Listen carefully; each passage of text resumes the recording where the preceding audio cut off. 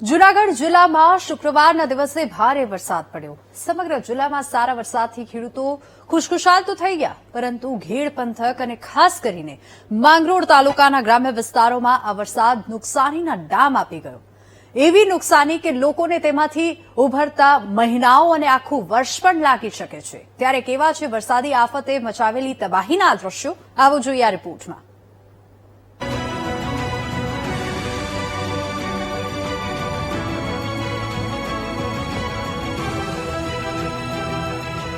જૂનાગઢ જિલ્લામાં સતત 2 દિવસ પડેલી અવિરત વરસાદી મહેર લોકો માટે આફતની લહેર બની ગઈ છે।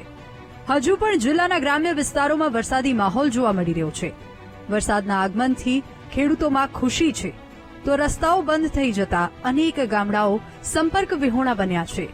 આ દ્રશ્યો કેશોદના જોનપુરથી બામણાસા જતા રોડના છે, જે પાણીમાં ગરકાવ થઈ જતા વાહન વ્યવહાર થંભી ગયો હતો। સતત 2 દિવસમાં 20 ઇંચની આસપાસ વરસાદ પડતા ઘેડ પંથકના ગામડા બેટમાં ફેરવાઈ ગયા। ત્યારે વીટીવી ન્યૂઝની ટીમ ગ્રાઉન્ડ ઝીરો પર પહોંચી હતી। સૌથી પહેલા અમારી ટીમ માંગરોળ તાલુકાના સુત્રેજ ગામે પહોંચી, તો ખેતરો અહીં બેટમાં ફેરવાયેલા જોવા મળ્યા અને ખેડૂતો ચિંતાતુર બેઠા હતા।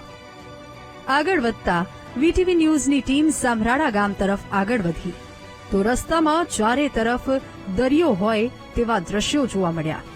વચ્ચે રસ્તો અને ચારે તરફ પાણી, ક્યાંક રસ્તા પર પણ પાણી, જેની વચ્ચેથી કાર પસાર કરતા પણ ડર લાગે, કારણ કે રસ્તો કેટલીક જગ્યા પર તો દેખાતો પણ ન હતો। દૂર દૂર સુધી નજર કરવા પર જાણે દરિયો હોય તેવો આભાસ થાય।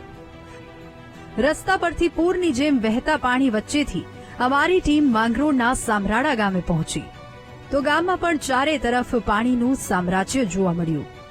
રસ્તાઓ પરથી લઈને ઘરોમાં પાણીનું જ સામ્રાજ્ય જોવા મળ્યું। માણસથી લઈને પશુ સૌ કોઈ પાણીમાં રહેવા મજબૂર બન્યા। અમારી ટીમે ગામના લોકો સાથે વાત કરવાનો પ્રયાસ કર્યો, તો જાણો તેમને કેટલી મુશ્કેલી પડી રહી છે। હા, તો કેદીનું આવે હો ભાઈ। હા, પાણી આમ જુનાગઢ થી આવે, પણ નદીયું પોડ્યું ને પછી પાણી પછી તૂટી જાય, પારા બાંધે એવા। હા, દર વખતે નુકસાની તો થાય હો ભાઈ। કોઈ કોઈ આવતું જ નતા। અમારી છે ને ખબર કાઢવા કોઈ નતા આવતું, કોઈ કરતા કોઈ આવતું ને તકલીફ ભીઠાણ તરી। આમાં કીમણું ખાઈએ, રાંધીએ કીમણું ખાઈએ અમે, અમારા બાળકોને તો ખબર આવું ને, આપડે તો મોટા છે, આપડે તો અપ્પા કરીશું, પણ બાળકોને તો ભીખા નથી રખાતા। સમજા તો આમાં આ કઈ તિથિમાં રાતે આમાં હોઈએ। સામરાળા ગામેથી અમારી ટીમ આગળ વધી, તો વચ્ચે રસ્તાઓની હાલત બિસ્માર જોવા મળી। કેટલીક જગ્યાઓ પર તો કાર પણ નીકળી શકે તેવી સ્થિતિ ન હતી।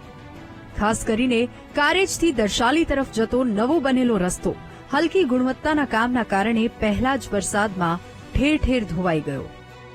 જિલ્લાના કેશોદ તાલુકાની વાત કરીએ તો સાબલી ડેમ ઓવરફ્લો થતા 11 દરવાજા ખોલવામાં આવ્યા હતા।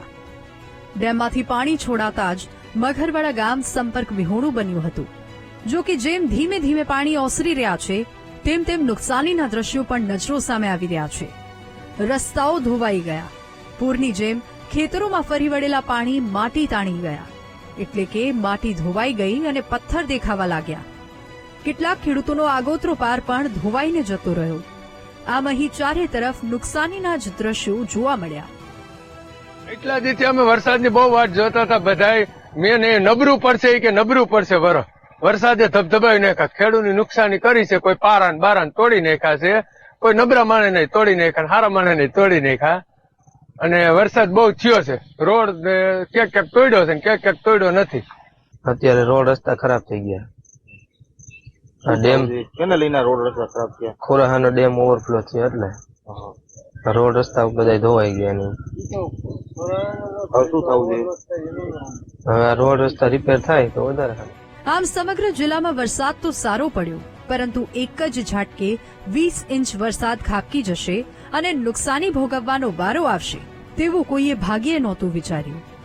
હવે ફરી આવી આફત ના આવે તેવી ખેડૂતો પ્રાર્થના કરી રહ્યા છે। સંવાદદાતા જય વિરાણી સાથે ભાવેશ સોંદરવાનો રિપોર્ટ, વીટીવી ન્યૂઝ, જૂનાગઢ।